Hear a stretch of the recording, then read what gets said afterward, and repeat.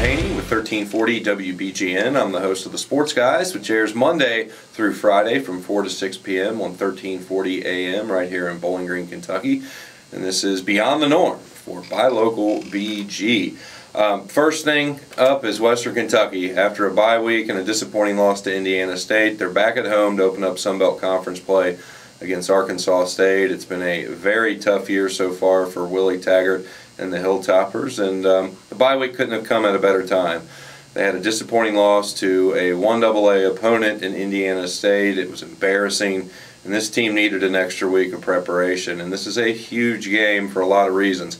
One, the Hilltoppers at the beginning of the year, like everybody else in the country, set their goals, and that's to win their conference. And that goal's still right in front of them. This is their first Sun Belt game. They're 0-0 in the year. It's a fresh start. And Arkansas State, the team they beat last year, on the road, so they should have some confidence coming into this game knowing they'll be able to compete.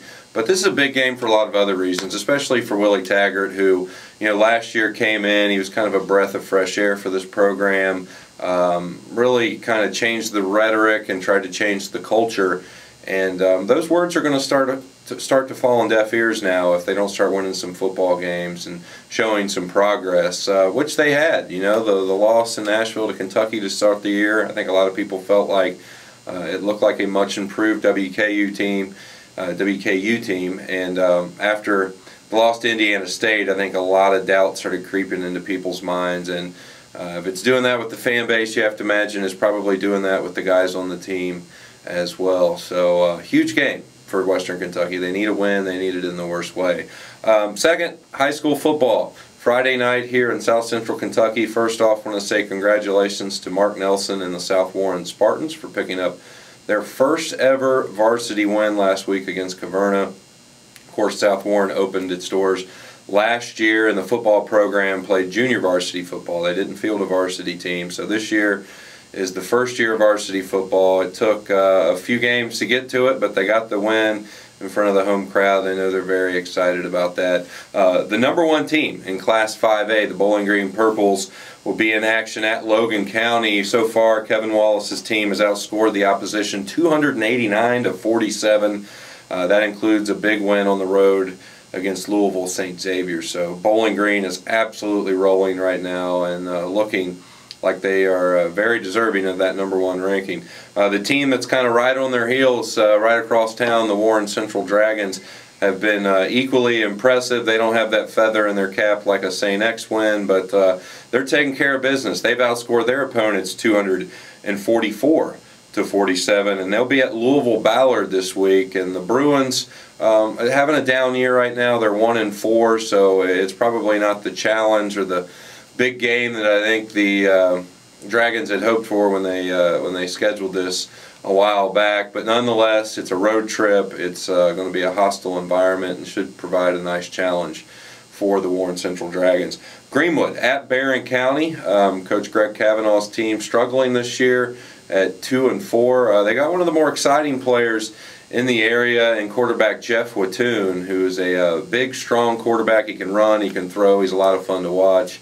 They're close. I feel like Greenwood is close to breaking through and winning some more football games. So we'll have to watch their progress as the season goes along. And South Warren is not playing this week, so they get to enjoy that win for another week. They have a bye week. They'll be on the road at Monroe County in Tompkinsville next week. And our WBGN game of the week is Warren East at Franklin Simpson. This is a big district matchup out at Shade Tree Stadium in Franklin. You can listen to that game on 1340 a.m. I will be the color commentator. Kelly Embry will have play-by-play, and Big Seth Burchett will be our sideline reporter. Don't forget, you can also listen to these games streaming live on 1340WBGN.com. We've also partnered up with iHigh, so you can catch a live video stream of the game as well. So if you can't make it out to Franklin, or if you've got family and friends out of town that would like to listen or watch the game, they can do so at 1340WBGN.com.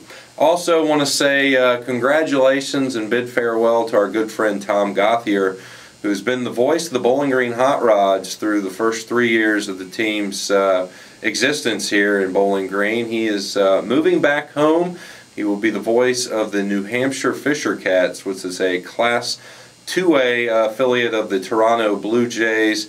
Tom's did just an outstanding job during his time here in Bowling Green, and he and his wife Judy will be missed dearly by myself, everyone here at WBGN, and probably everybody that likes Bowling Green Hot Rods baseball. Tom's did a fantastic job, and of course WBGN is the affiliate and the flagship station for Bowling Green Hot Rods baseball.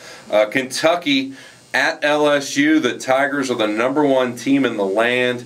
Kentucky coming off just a humiliating loss at home to the Florida Gators last week, where they gave up 400 yards rushing.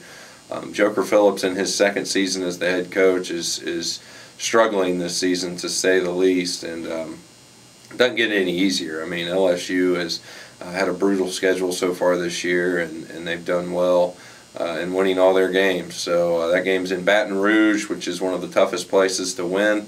So Joker Phillips, Kentucky Wildcats, got a tough test ahead of them, and I don't really know what else to say about it. Hopefully they can bring their A game, and maybe LSU will overlook them, and the Cats may be able to sneak up on them. I wouldn't bet on that, though. And finally, the Titans are on the road against the Cleveland Browns. They're off to a pretty good start at 2-1. Have won their last 2 contests, and unfortunately they lost their standout receiver Kenny Britt last week for the season with a knee injury, which is a devastating loss because Britt has been playing so well.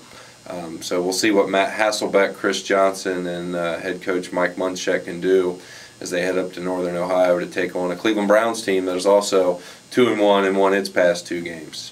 That's going to do it for Beyond the Norm here on Buy Local BG. Remember, eat local, play local, live local, and if you get a chance, check me out on the Sports Guys on 1340 AM. Thank you. Until next week.